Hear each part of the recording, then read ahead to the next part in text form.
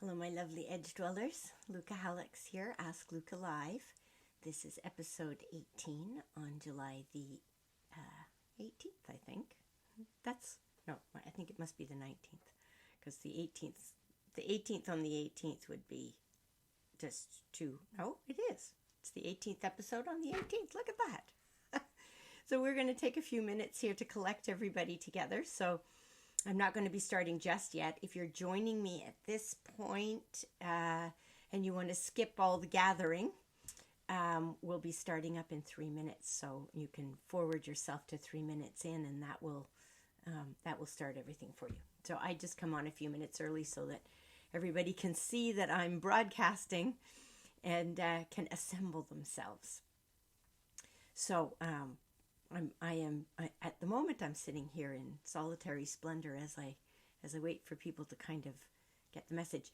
It is beautiful weather in Vancouver at the moment, so I imagine a lot of people are going to be watching this on record because they're going to be out and enjoying all the wonderful weather today. So there's Desiree. Hi Desiree, welcome. Your persona number uno today. So everybody will be gathering. So I'm not going to say much except for hellos for another 2-3 minutes, just as everybody gets collected together. I'm looking down because my clock is down there where I can see the time. Hi Anne. I've got my people with questions assembling, so that's wonderful. Hi Summer. Another person with a question today, so that's great. And I'm hoping that all my equipment is working here. Just checking all my everything is connected where it's supposed to be, and lighting and everything. But it's I was just saying that a lot of people may be outside today. Hi Summer. Is the weather good where you are, Summer? Hi Kimberly. Summer's on the East Coast, so I collect all my people together from all over creation. I love it that you come from so many different places. Yes, exactly, Kimberly. Happy sunny Saturday. It's gorgeous. As soon as I've done this and I've got it uploaded to all the places it needs to be uploaded, I'm going outside to play. Hi, Flora. Hi, Nina. Nice to have you with us. I've sort of figured out by now, Flora, that Fiona is you. Hi, Robin. Hi, Harrison.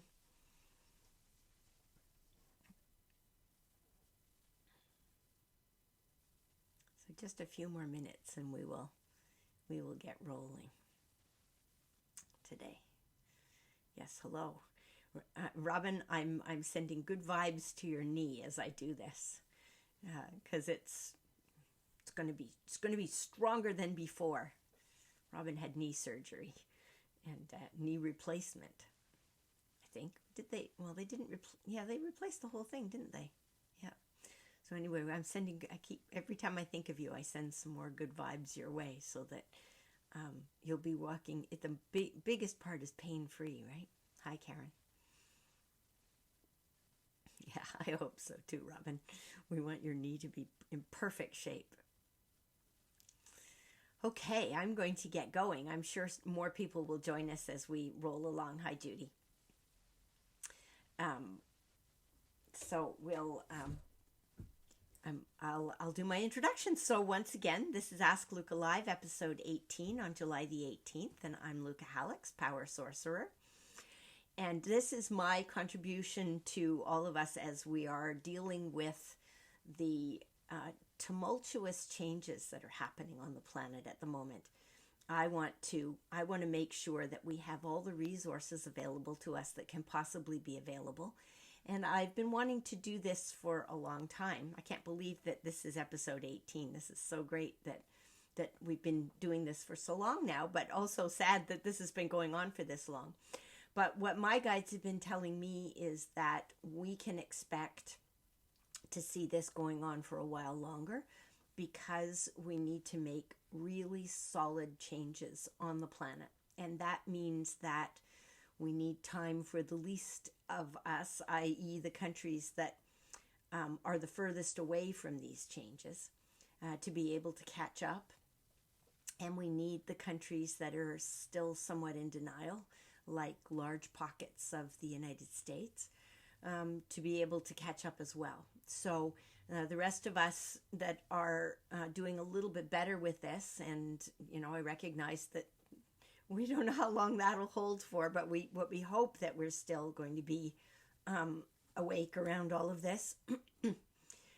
We want all of us, we have to stand around on the sidelines and hold the container within which all of this change is going on. So I'm hoping that Ask Lucca Live is part of that container that's holding everything, so that we can do all our thrashing about inside it. I've got a little frog in my throat today, so we'll see what that means, because symptoms always mean something. But I was sitting here tuning in before I started this recording, and I was thinking about how I learn things. I spent a big chunk of yesterday going through a whole bunch of old blog posts that I made, excuse me, back in the 2006, 2007, 2008. And realizing that there were many things that I saw then that are, I'm going to have to hold this for just a second while I grab some water, because this is obviously not going away in a hurry. So hold this spot.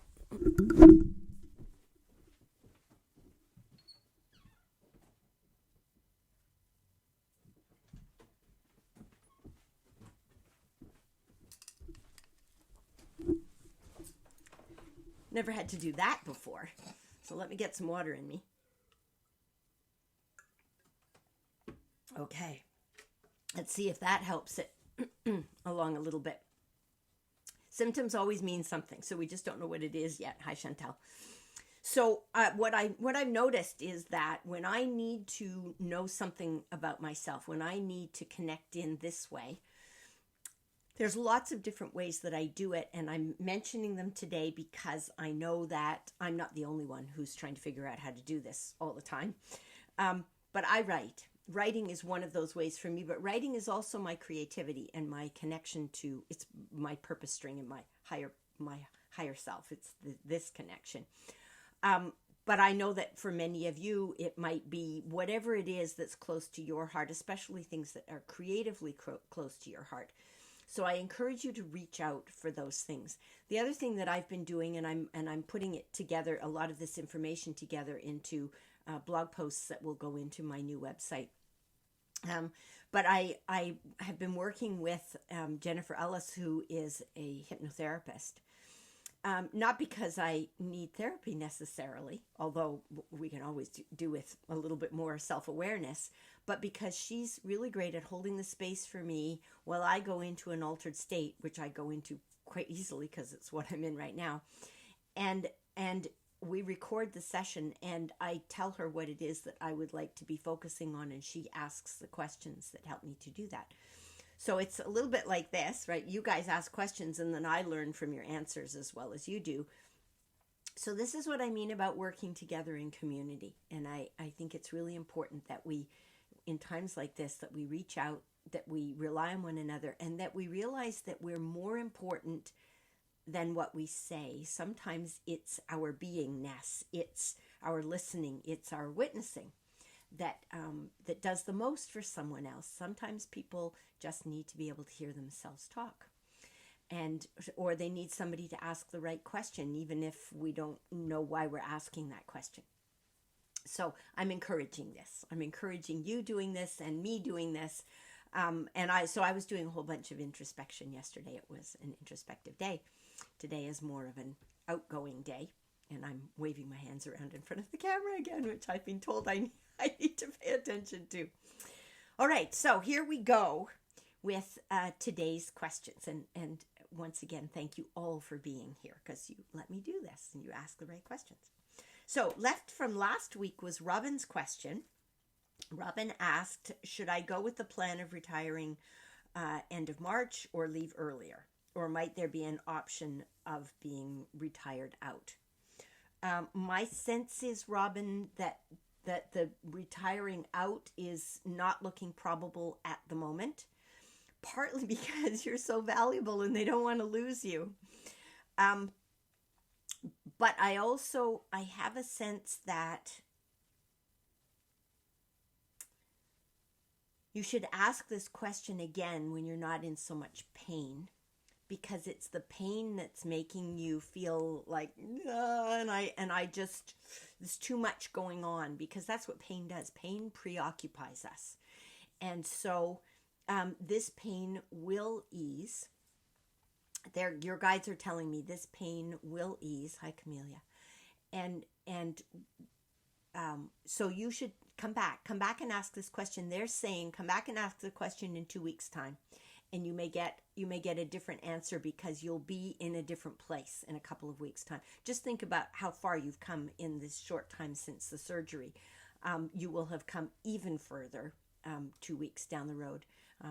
And they're saying this and they were saying it to me when I left the message for you. Don't push yourself too hard, because your standards of what's acceptable for yourself are way higher than the standard that they're expecting of anybody. So your surgeon was right when he said, be gentle with yourself. Hi, Jennifer.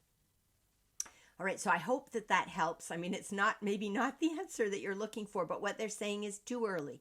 Don't push yet. Wait and ask. Wait and ask again.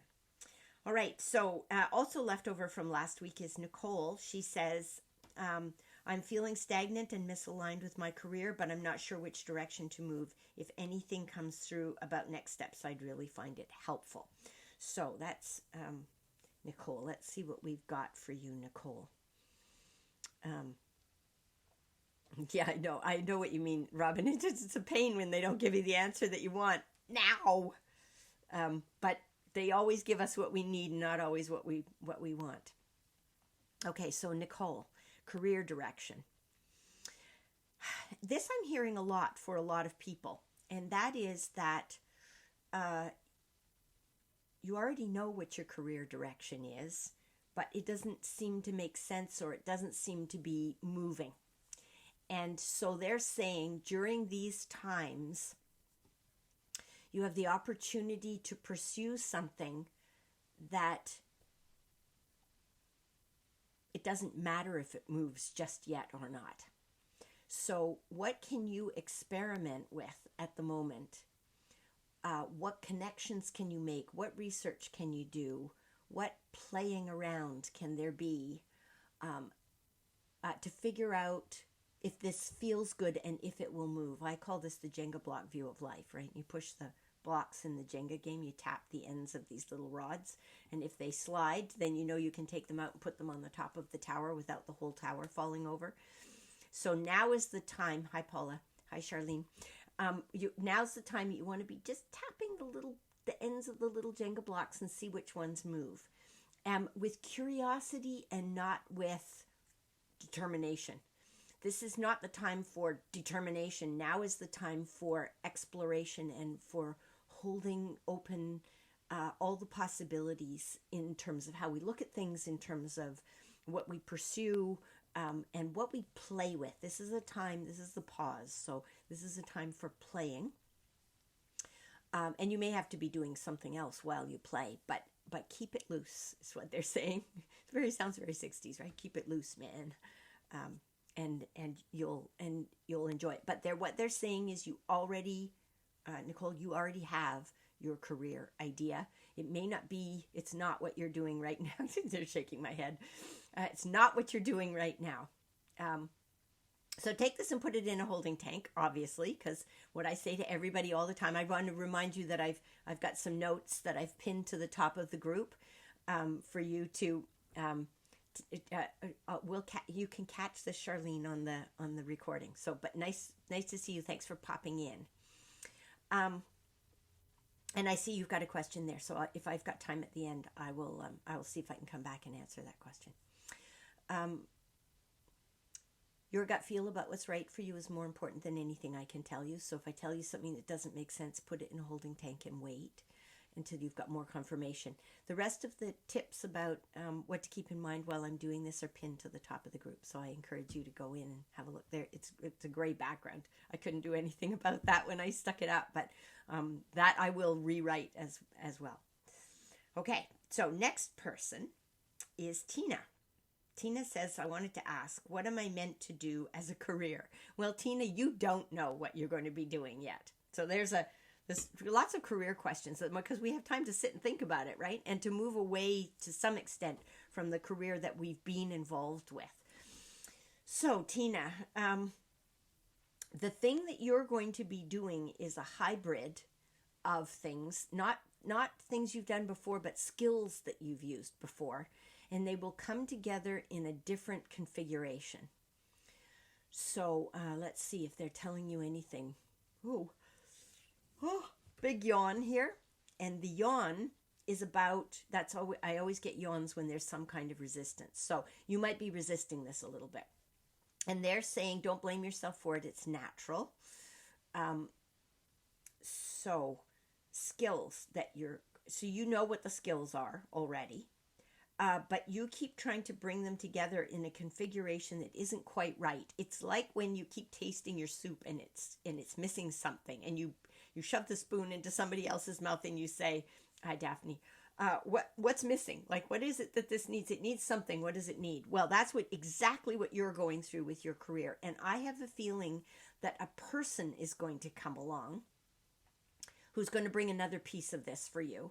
And then it will all make sense. So don't get panicky about it. You don't have to serve the soup yet. to follow the metaphor, you don't have to serve the soup yet.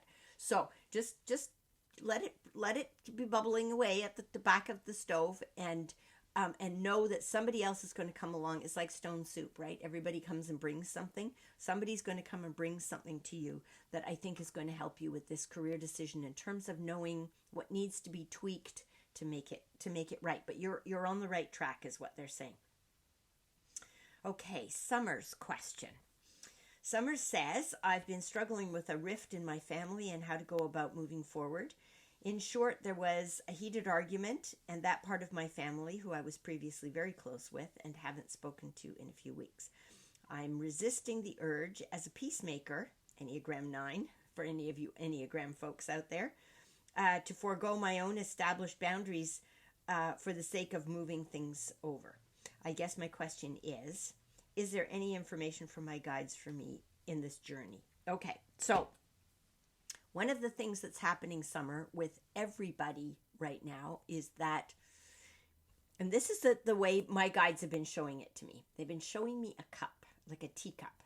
And if your cup had cracks in it, i.e. stress points, and you had not been able to do anything to reinforce the cup or fix it, i.e. The inner work that needed to be done or the relationship work even that needed to be done to heal this, then your cup is still flawed. And so we're putting extra stress on the cup right now, which means that wherever those cracks were, hi Carolina, that means that cup is more likely to break in those places. And when the cup breaks, then you've got to do the work around putting it back together again. Now, sometimes when it's somebody who's close to us, somebody who's in our family, we can't do the work because it's not ours to do. And that means that we need to follow the mantra that I talk about all the time, which is set your intention, in this case for the healing of your family unit. If it's I think you said it was family. Set that intention and then pay attention. So watch for where have there been improvements? Where does the person need a good wish or a prayer or a thought from you, or a good intention from you, even if you're not actively in there and involved. And then you want to stay out of judgment and be compassionate with yourself and with them, because we're all dealing with our cracked cups. And it's not easy to deal with your cracked cup, especially if it starts leaking or if it breaks right apart. And so some of us have been able to do a lot of that repair work earlier. And it doesn't make us better people. It just means that we had or took the opportunity earlier. But some people are dealing with this right now, and that means it affects us. So we have to deal with our own fear around this won't be fixed, or it isn't fixable, or this person isn't going to try, or they'll give up too soon, or whatever it is. So that you can deal with on your own. And the rest of it, you need to have compassion for them dealing with their broken cup. So that's the sense that I have. It was when I read your question, that was the immediate sense that I had, was that I'm not sure it's anything you can do, and that when the person is ready, you'll know what to say and how to say it. So watch for that. It might come out as a blurt. A blurt, for those of you who haven't heard me talk about blurts before, blurts are one of the ways that your intuition talks to you. And it's like the frog that jumps out of your mouth and lands in the middle of the dining room table when you least expect it. It is not something you're planning to say, or you're not planning to say it right then, or maybe not say it in that way. But it's like it has arrived, and you think, oh, well. Sometimes we call them Freudian slips, but I call them blurts because they don't always have anything to do with any of Freud's concepts. So I hope that helps you. I know what you're dealing with. I'm seeing it happening all around me a lot. I'm talking to a lot of people who are experiencing this in their lives. So the thing is, think about the cracks in the cup as being something that's hopeful because we can see them. And when the cup is broken, then we know something needs to be done about it. So we hope that these folks have the courage and the support and the help this way, to whatever that is for them, to be able to deal with this. So we'll send good thoughts to them. All right, Anne's question. I'm making some really good connections and progress with my projects, haiku in this case. Not a lot of money's coming in with it, so a lot of you will be experiencing that with what's going on with your careers right now. So long, Jennifer. We'll see you in the recording. Please come back another time. It was great to have you here. So the rest of Anne's question. Not a lot of money's coming in with it yet. Yet is the key word, right? Should I look for additional graphic design projects or put all of my energy in the haiku? I've been living off CERB and I'm anxious that it will be running out soon. Yes. So there's lots of people who find themselves in this place. So you are definitely not alone, Anne. My sense is around other projects. If other projects come along and the people involved in them feel good and the project feels like it isn't too long term, then you might want to look at it, but also look at it. So first of all, the first thing here is keep doing the haiku because it makes your heart sing. So you're welcome, Summer. And this is a message for all of you. Do what you love to do. Do what's making your heart sing. Do what's making you feel comforted, that's making you feel calm, that improves the quality of your day and the quality of the days of the people around you. And that energy, because we're moving into a multidimensional world, and energy is what it's all about. That's the key word for it, is energy. That energy is going to attract all the right people to do things, the next things with you. So it could be that one of these other projects that you take turns into something that will help you with the haiku. So, but only do it if it feels right, because if it doesn't feel right, it's not in energetic resonance with where you want to be going next. Also, don't hold the haiku so tightly that it can't evolve into anything else. So we want you here to be figure out what it is about the haiku that you really love. Is it the way it makes you feel? Is it the simplicity of it? Like, what is it? What are the qualities that make haiku so valuable to you? And then measure everything that shows up against that list of values. and it may continue to be haiku. It may be haiku plus, plus, plus, plus. It might be haiku on steroids. We don't know what it's going to be yet. But that's the thing with this time right now. We don't know what it's going to be. So we need to stay in the groove, stay in what feels good to us, and then measure everything against that and see what shows up. So I hope that's helpful for you, Anne. I say that after every person. I hope that's helpful. I really do hope that all of this is helpful for you. And if it doesn't resonate exactly right away, put it in the holding tank and see what comes up. Just be curious about what comes up after that. Okay, our next person here is Divinity. Divinity says there's been a change in the area of love/romance, and I wonder if there's any guidance on meeting the next person. Okay, so Divinity, let me just find and I didn't immediately get any information about this as I was typing the question in, so let me see what they've got for you. Yes, okay, so they've got your energy. So now where are they going to take you with it? So what they're saying to me, Divinity, is that it isn't the right time for you to move into a relationship at the moment. If you're already in a relationship, then it's just hang out there for a while longer, unless it's untenable. But if it feels like it's a good friendly relationship, then stay there for a while longer. If you've moved recently out of a relationship, and I suspect by the wording that you might have, then don't rush into anything right now.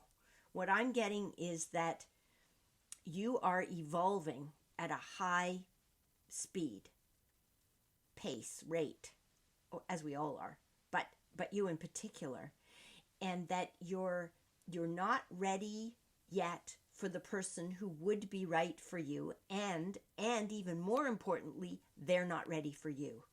So it isn't that there isn't anybody for you. They're saying not quite yet, and it isn't even that you might have met this person already, but if you have, it's not time to make a move. So if I were your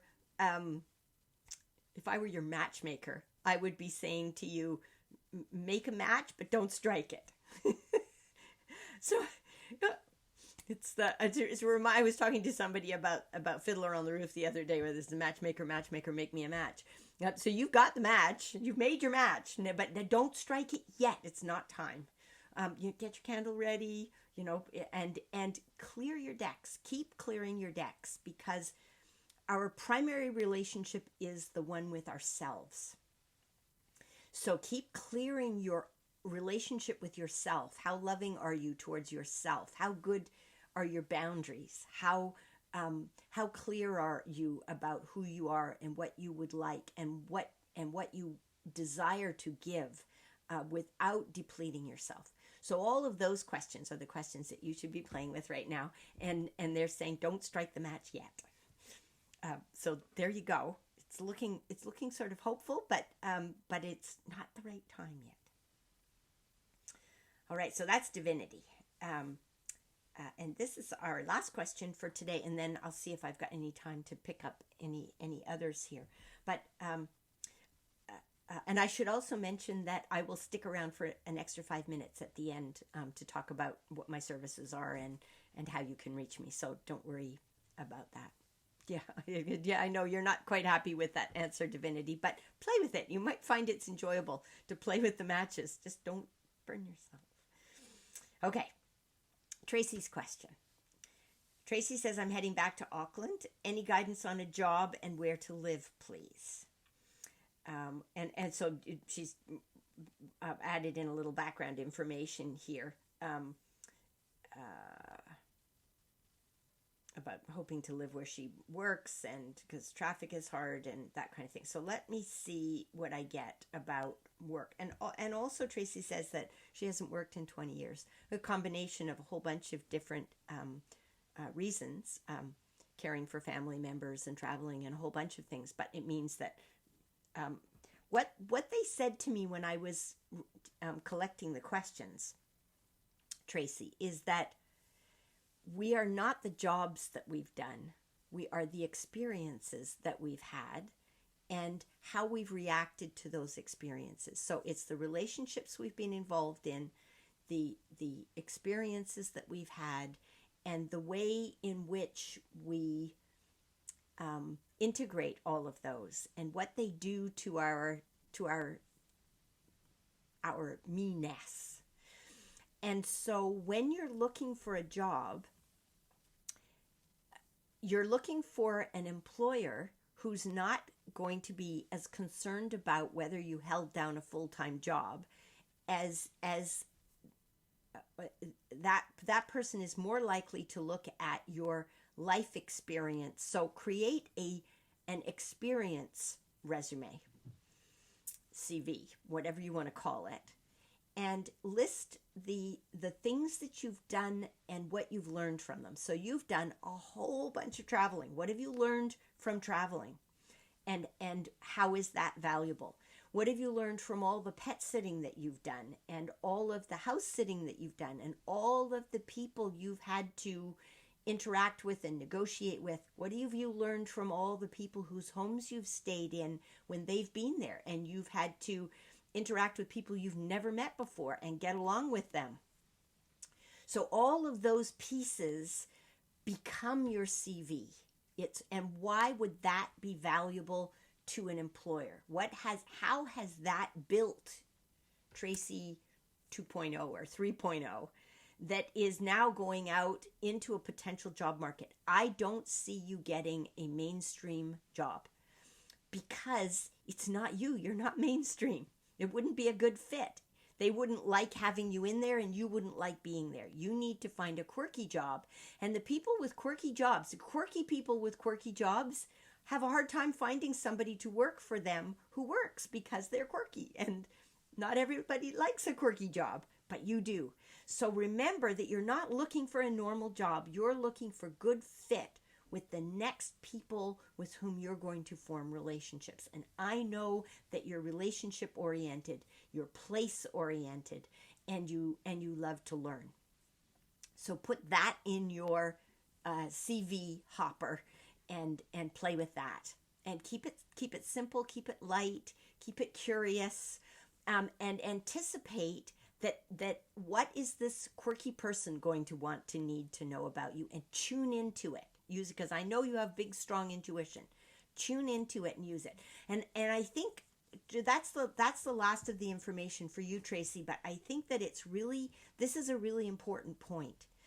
That as we shift from a three-dimensional to a multi-dimensional world, what's really important for us is to stay in the place of curiosity about it, because it works differently than the old world, and we want it to. If you are on this call, then you are one of those people who wants it to work differently.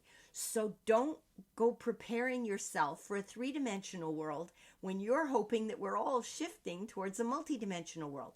So keep your eye, your third eye, on the multi-dimensional ball, and start preparing for that world at least as a contingency, or make that your main thrust, and then the three-dimensional world is your contingency if you need it for the transition.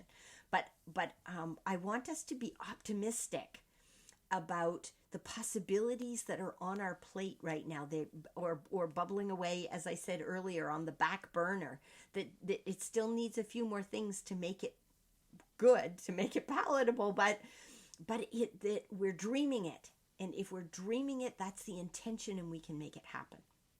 So I think that's really important. And I will pick up, Charlene, you left me a question.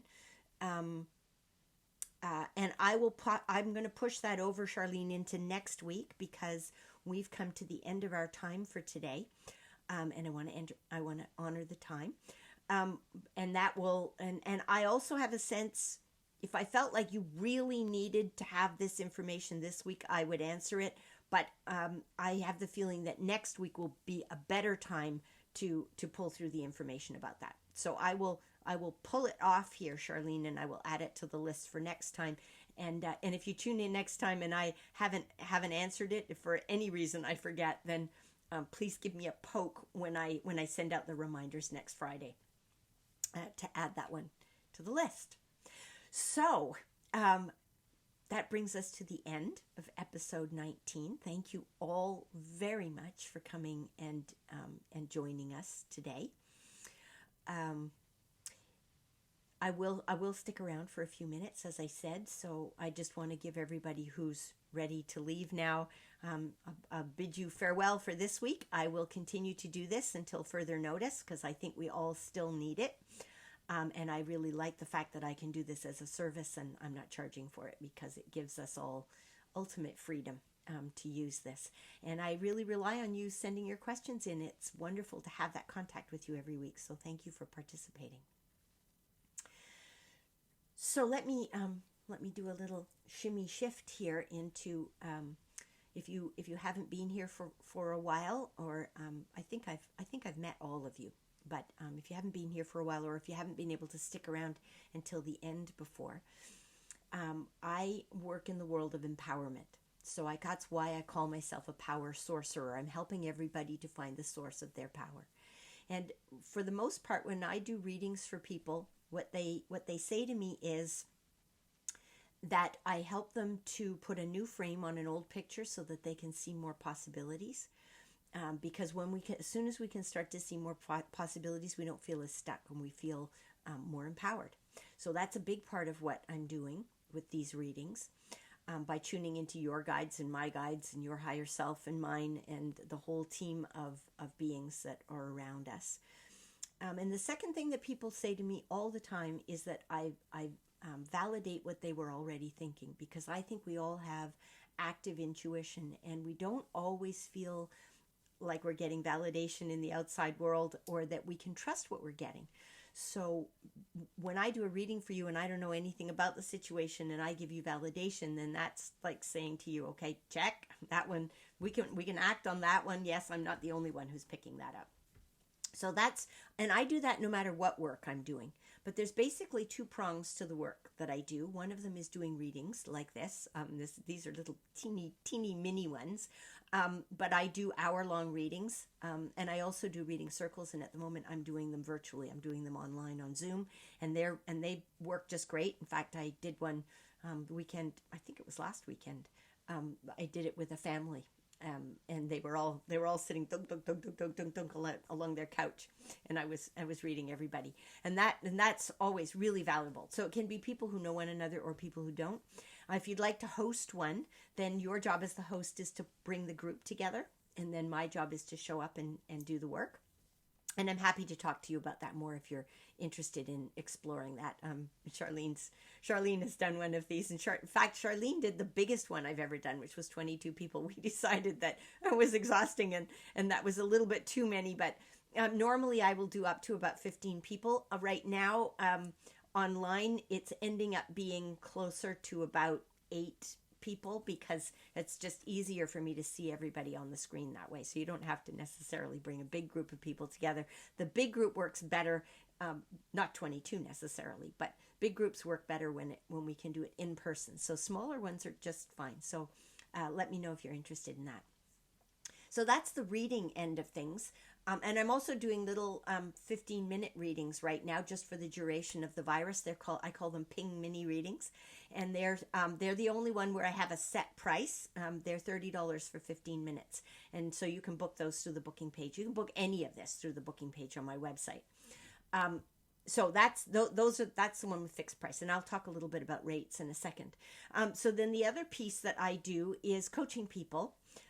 Either in a group or one-on-one, around how to listen to their own intuition and how to use it on a professional or a personal level. So that's the niche coaching that I'm doing around your really getting into using your intuitive skills. I call Power in Your Back Pocket because so many people have said to me over the years, I wish I had you in my back pocket. So I said, okay, I'm putting you there. So you can put me there. So that's Power in Your Back Pocket. And then the other one I call Power Circles. And that's when I get people together in a group of about 6 people. And we do it right now. We would be doing it online. I'm just waiting for enough people who are free and able to commit right now to be able to put that group together and start it. And it's a year long. It goes 12 months. And we are actively involved together as a group for 8 of those months.